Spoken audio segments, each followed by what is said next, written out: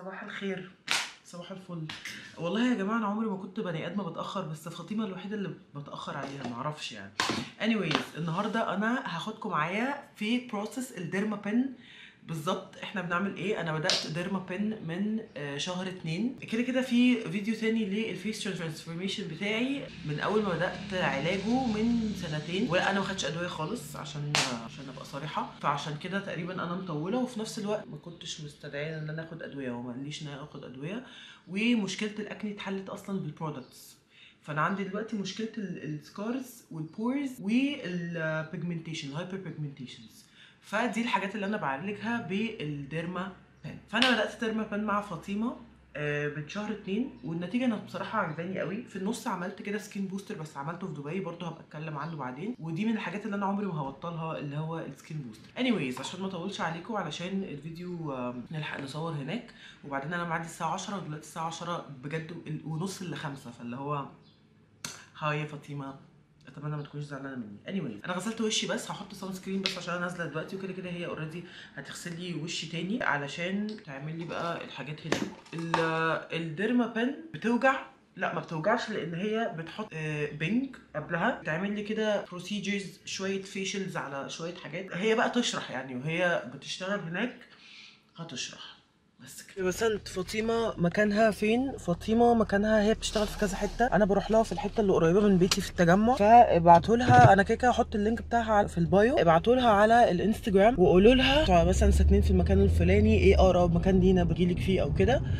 وهي بقى هترد عليكم بقى بكل اسئلتكم اللي انتوا عايزينها، علشان برضو خلي بالكم كل واحد بيبقى محتاج حاجه معينه. في ناس ممكن تروح لفيشلز او كده.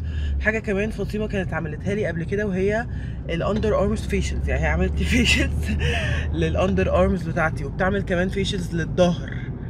فهي بتعمل اكتر من فيشلز في كذا منطقه في الجسم يعني. فعشان كده وانا عملت بصراحه جينوينلي بتاعت الاندر ارمز دي، وعجبتني قوي الصراحه يعني.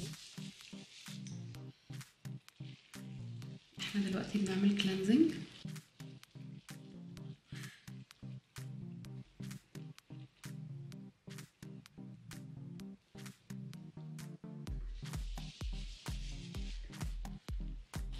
نعمل كلينزنج تاني عشان اتاكد ان الوش نضيف.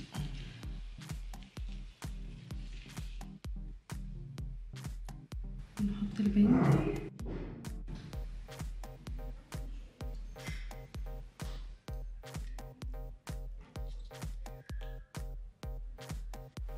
احنا دلوقتي بنعمل ديرما بان. الديرما بان بتعمل ايه؟ الاندر اي بتقلل الدارك سيركلز، بتدي جلو. بقيه الوش بقى بتقلل البورز، بتقلل البيجمنتيشن، بترينيو سكين سيلز، وبتدي بلامبنج وجلو، وبتقلل الاكني سكارز.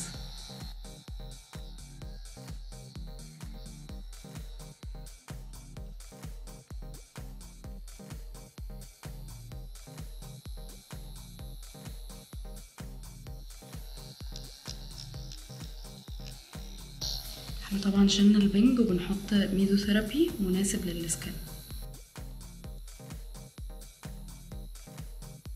احلى الموضوع ده انك ما عملتيش اكستراكشن. شفتي؟ كان نفسي اعمل برضه، بس هي كانت حاجه بسيطه، فقلت خلاص المره الجايه بقى نعمل كله. ما وصلكيش المره دي.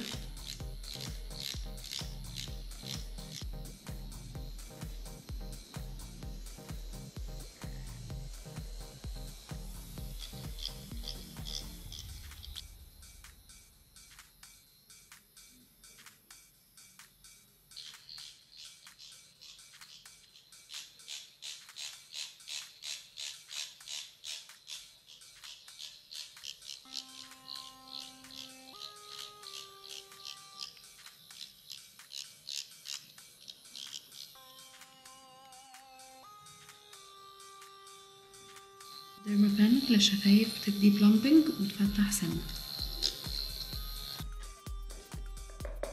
دلوقتي بعد السيشن بنحط هيدروجيلي ماسك بيكون فيه فيتامينز، عشان السكين بتكون ريدي ان هي تستقبل اي فيتامين بعد الديرما بان. وكمان بيهدي السكين شويه.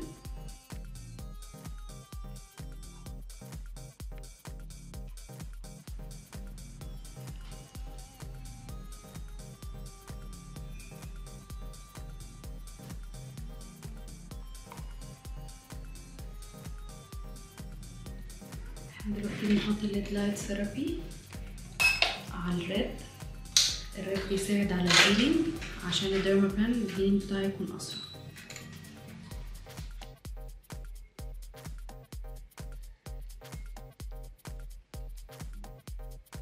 احنا خلصنا الديرمابان. اهم حاجه بس ان احنا منحطش ميك اب لمده اسبوع، ونخلي بالنا بس من وشنا ما نعملش ولا ثريدنج ولا ليزر ولا اي حاجه من الحاجات دي، ونمشي على الافتر كير. بيبقى كل حد بيكتب افتر كير مناسب للسكين، وكل سبيشاليست او دكتور بيبقى ليها افتر كير معين.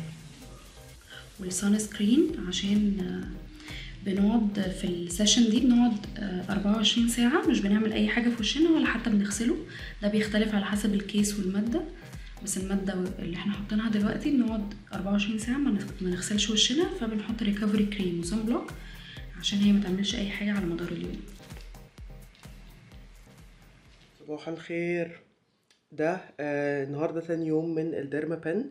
امبارح ما حطيتش على وشي اي حاجه، بس غسلته بميه كده كده اوريدي عشان خدت شاور، فوشي جه عليه ميه، بس ده عادي.